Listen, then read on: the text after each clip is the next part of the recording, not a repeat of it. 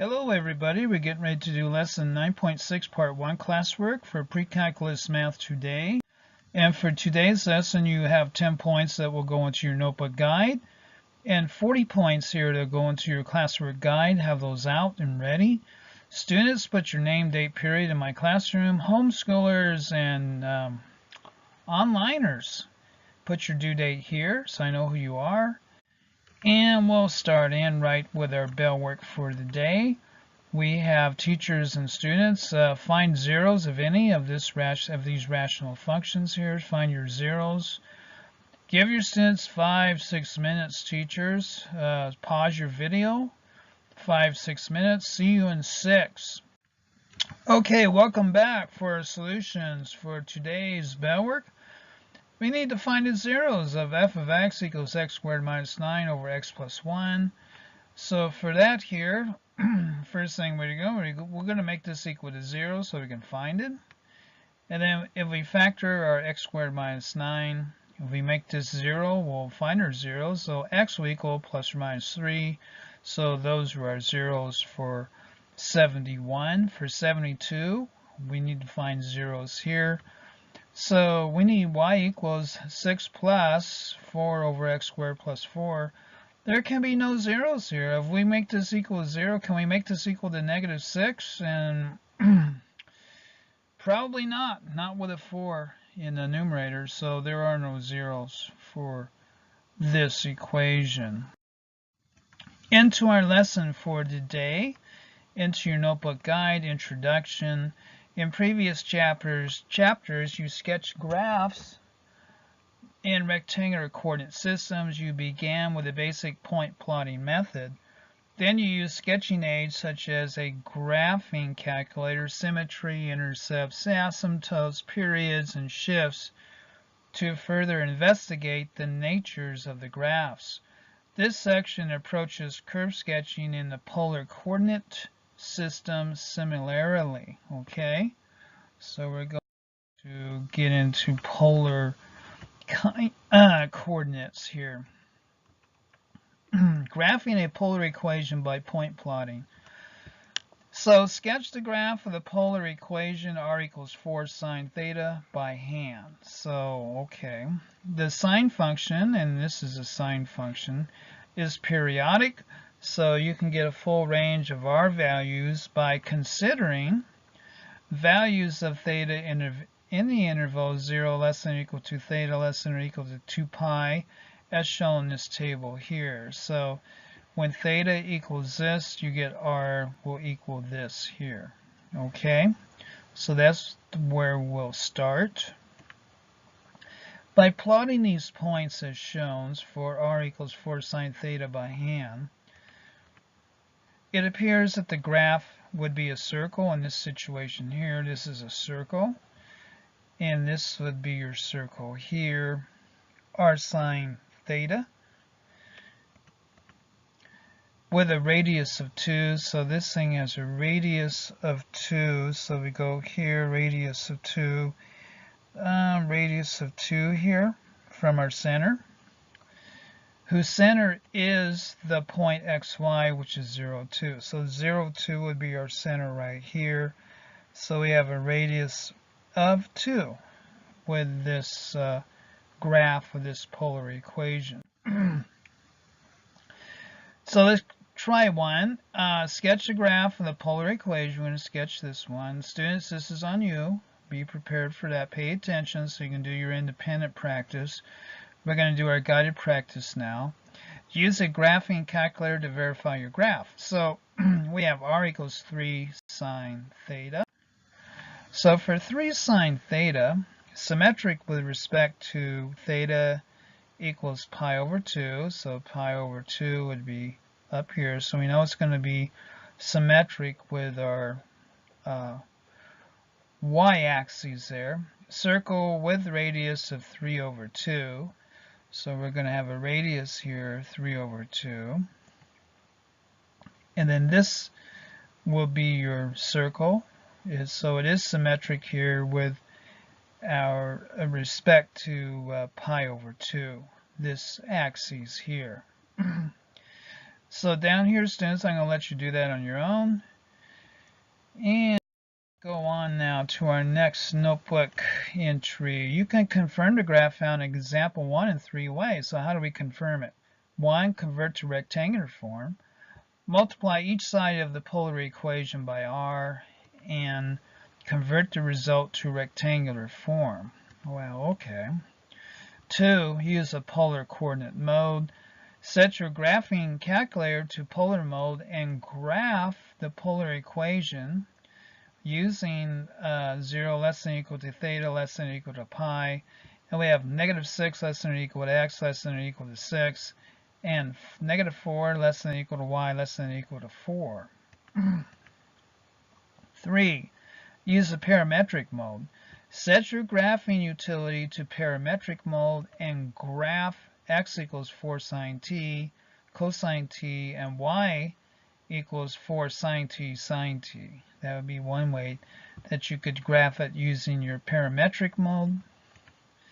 Most graphing calculators have a polar graphing mode, so polar coordinate mode, polar graphing mode. If yours doesn't, you can rewrite the polar equation r equals f of theta in parametric form using t as a parameter as follows. So x would equal f of t cosine t. That would get you back into a polar graphing mode. And y equals f of t sine t. So you could do that as well. So knowing that, we're going to use symmetry to sketch a polar graph. So using symmetry to sketch the graph of r equals 3 plus 2 cosine theta by hand. So to graph this by hand, replacing r theta by r negative theta produces r equals 3 plus 2 cosine negative theta equals 3 plus 2 cosine theta here in this situation here. Negative theta will just become cosine theta as well. Cosine negative u, by the way, if you remember from your identities, equals cosine u. And students, this should be in your notes. So drag out your notes from earlier trigonometric identities. This is the identity here. So by using the even trigonometric identity, you can conclude that the curve is symmetric with respect to the polar axes, and here is your points up here. When theta has these values and r has these values here. Plotting the points in the table and using the polar axes symmetry, you obtain the graph shown. So here's our graph here, and we have like a little dimple there, and then it continues out like that. So this special shape here is called a limicon or a limicon. A limicon. So it is kind of elliptical in its shape here for sure. So this is r equals 3 plus 2 cosine theta. That is the function that we use to obtain the shape here.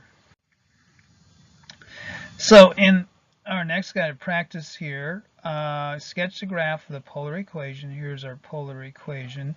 This is your students down here. Use a graphing calculator to verify your graph. So r equals 3 minus 4 cosine theta. So for this situation here, we have this shape here. So it looks somewhat like a limicon. It is a limicon with an inner loop. We do have a loop here within this limicon. So r equals 3 minus 4 cosine theta will produce a inner loop here. On your graph, it should produce that. And then down here, students, this one is on you. Do that on your own. And we're going to go on to page 7 here. The graph of r equals theta plus 2 pi, spiral is called spiral of Archimedes. And this is what it looks like. Theta plus 2 pi produces this graph here where you have a situation, produce a loop. and it goes like that. So we have a spiral. It's kind of like an improvised spiral here. A spiral of Archimedes. R equals theta plus 2 pi, and then negative 4 pi less than or equal to theta less than or equal to 0 for our polar expression there. From the figure, you can see that the graph is symmetric with respect to the line of theta equals pi over 2. So it is symmetric to this axis here. So this is equal to that over there. So it is kind of a reflection here.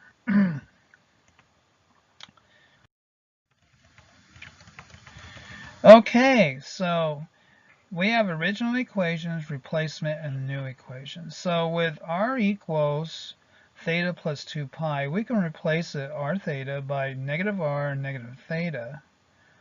And then our new equation will be negative r equals negative theta plus 2 pi. Now that would be a replacement for this equation here.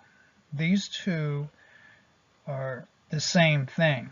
And then r equals theta plus 2 pi. So r and theta by r and then pi minus theta will produce r equals negative theta plus 3 pi. So we can move from this to this, negative theta plus 3 pi, because we can replace r theta by r and then pi minus a theta. And then we get a 3 pi because of this replacement here. The equations discussed in examples 1 and 2 are of the form r equals f of sine theta. This is example 1. This is what we did in example 1. It is a function of sine theta, and r equals g of cosine theta, example 2. The graph of the first equation is symmetric with respect to the line of theta equals pi over 2. And the graph of the second equation is symmetric with respect to the polar axes. This observation can be generalized to yield the following quick tests for symmetry. What are those? Quick test for symmetry in polar coordinates. The graph of r equals f of sine theta is symmetric with respect to the line theta equals pi over 2. So we know that right off the bat. The graph of r equals g of cosine theta, so we go from g of cosine theta, is symmetric with respect to the polar axis. So we go from pi over 2 theta, line theta, pi over 2, to now a polar axis.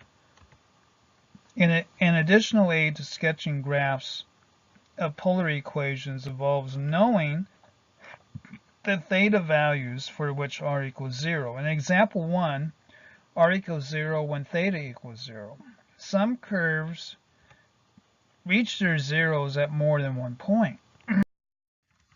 So these trig functions can be very complicated. Analyzing a polar graph, analyze the graph of r equals 2 cosine 3 theta. So symmetry with respect to the polar axis. We have a cosine here, so we know it's going to be respect to polar axes. And then the zeros of r equals 0 when 3 theta equals pi over 2, 3 pi over 2, and then 5 pi over 2. This is when your r is going to equal 0. Or theta equals pi over 6, pi over 2, and 5 pi over 6. So that's when, because it's a respect now to a polar axis, so we have a shift in what our coordinate system is when we have a cosine, by the way. So our table here, when we fill in our table, this is what we fill in here with theta. We fill in our theta, and then we can show zeros here, for pi over 6, and then pi over 2, 5 pi over 6 is not in this table, but that would be another 0 as well. Okay, that's good to know. So knowing all that, what do we do with it? By plotting these points and using the specified symmetry and zeros, you can obtain the graph shown here. So this situation here, pi over 2, so this is for pi over 6 is right here. So we have a 0 here. This graph goes down and it crosses this the pi axis here. It produces a 0. And then here is another 0 here for 0 is less than theta less than or equal to pi over 3. And then 0 less than or equal to theta less than or equal to pi over 2. This is another 0 here. So we have pi over 2. And then 2 pi over 3, which is over here. This, see, I'm not seeing another 0 here because this is going to go up here like that. So 2 pi over 3.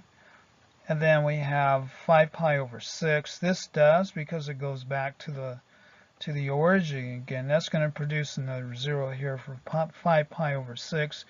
And then for pi, see, we go from here, then we go back into here again, which will produce another 0 again. And then we start to cycle over again. So we have one cycle here to pi, and we have 3 zeros there is what we have. This graph is called a Rose curve, and each loop in the graph is called a petal. Note how the entire curve is generated as theta increases from 0 to pi. Okay, so we saw this graph generate itself into this bit by bit here. Pi over 6, pi over 3, pi over 2, 2 pi over 3, 5 pi over 6, and then pi. And we produced our Rose curve here. So now, identify and sketch the graph of the polar equation. We have r equals 5 cosine 3 theta. We have a cosine here, so you know it's going to be special. Identify any symmetry and zeros of r. Use a graphing calculator to verify your results. Okay. Well, let's do it here. R equals 5 cosine 3 theta. It will be a 3-petal Rose curve. We have a 3 out in front here. Symmetry will be a polar axis. We have to shift our axes to a polar axis. R equals 5 cosine 3 theta. R equals 5 cosine 3 negative theta. R equals 5 cosine negative 3 theta. And then R equals 5 cosine 3 theta. These are all equivalent right here.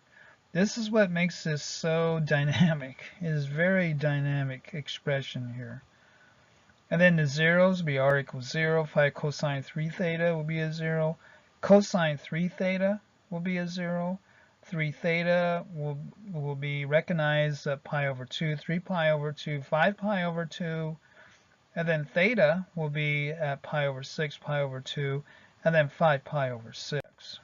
And that is 9.6 part 1 of pre-calculus math classwork. Here's my email for materials and questions, animated PowerPoint math video at AOL.com. Thank you very much.